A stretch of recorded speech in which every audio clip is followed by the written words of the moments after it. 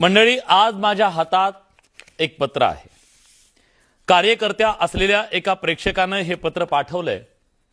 त्यांची इच्छा आहे की हे पत्र महाराष्ट्राला वाचून दाखवावं। मी एक कार्यकर्ता, पक्ष कुठला म्हणून विचारू नका, सगळीकडे आमची परिस्थिती सारखीच आहे। कडवट, निष्ठावंत, एकनिष्ठ या शब्दांनी हवा भरलेला बेडकाचा बैल केलेले आम्ही वाहत असतो पालख्या आमच्या पाठीवर पक्षाच्या, साहेबांच्या पोराबाळांच्या, अगदी नातवांच्याही। हे पत्र कुठल्या पदासाठी, तिकिटासाठी किंवा उपकारासाठी लिहित नाही, फक्त मनात साठून राहिलेलं ओझं थोडं हलकं करावं म्हणून हे शब्द कागदावर उतरवतोय।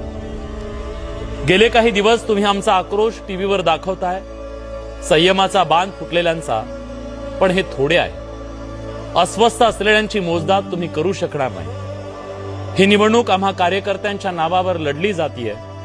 युती आघाड्यांचे सगळे खेळ करताना जो अभद्रपणा सुरू आहे त्याचं बिल आमच्याच नावानं फाडलं जातंय। पण खरं सांगा, या सगळ्यात निष्ठावंत कार्यकर्ते कुठे आहेत? वर्षानुवर्ष पक्षाचं काम केलं, कधी चिखल म्हणालो नाही, कधी पाऊस म्हणालो नाही, कधी थंडीची पर्वा केली नाही। खिशात 2 पैसे नसतानाही आंदोलनाला धावून जायचो। पक्षासाठी सतरंजा खुर्च्या उचलल्या, गर्दी जमवली, बॅनर लावले, सोशल मीडियावर जीव तोडून भांडलो। रोज घरातून निघताना घरच्यांचे टोमणी खाल्ले, मित्रांकडून होणारी थट्टा सहन केली। आयुष्याचा उमेदीचा काळ पक्षासाठी दिला, पण झेंडा सोडला नाही। कारण वाटायचं की निष्ठेला किंमत असते, पण चूक होती। तिकीट वाटपावेळी कळलं, निष्ठेपेक्षा इलेक्ट्रोल मेरिट, इमेज आणि फंडिंग कॅपॅसिटी महत्वाची असते।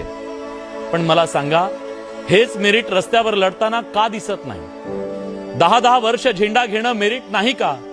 आमचं पक्षासाठी खपलेलं आयुष्य आमचं मेरिट नाही का? की मेरिट फक्त पैशांवर, घराण्यांवर आणि नात्या गोत्यांवर ठरणार? पक्ष वाढवायला आम्ही, बूथची तटबंदी सांभाळायला आम्ही, काम करायला आम्ही, लाठ्या काठ्या खायला आम्ही, आणि निर्णय, संधी, सन्मान कायम श्रीमंत, ओळखीचे किंवा कालपरवा दुसऱ्या पक्षातून आलेल्यांना। कारण राजकारणात जो जितका सरळ ना, तो तितका वापरला जातो।